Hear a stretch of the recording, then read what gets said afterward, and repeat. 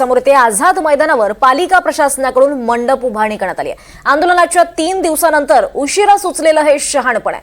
महापालिकेकडून मैदानावर मंडप उभारणीचं काम सध्या सुरू आहे। आंदोलकांची गैरसोय महापालिकेला 3 दिवसानंतर दिसल्याचं चित्र आहे। तरी दृश्य आपण पाहतोय, आझाद मैदानावर पालिका प्रशासनाकडून मंडप उभारणी केली जाते।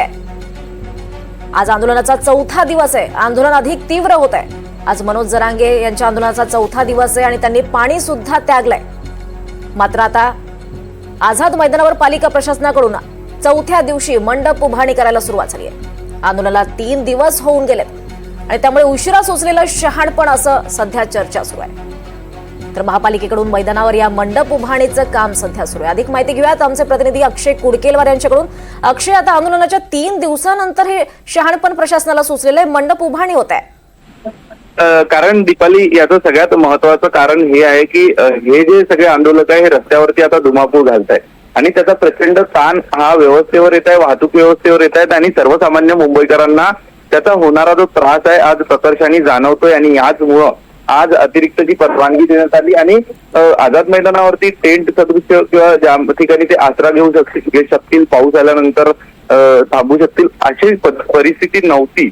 आणि त्यामुळं जर आपण बघितलं तर त्यांना या सगळ्या आंदोलकांना आता फक्त आझाद मैदानात सामावून घेण्यासाठीच्या व्यवस्था या सगळ्या यंत्रणेच्या माध्यमातून प्रशासनाच्या माध्यमातून करण्यात येते। अगदी तुम्ही म्हटलं ते बरोबर आहे की उशिरा सुचलेलं शहाणपण म्हणावं लागेल सरकारचं। मात्र सरकारला देखील ही अपेक्षा नव्हती की आंदोलक इतके आक्रमक होतील आणि त्यातच आक्रमक झालेल्या आंदोलकांच्या माध्यमातून त्यांची आक्रमकता जी आहे ती हुल्लडबाजीमध्ये बदलेल।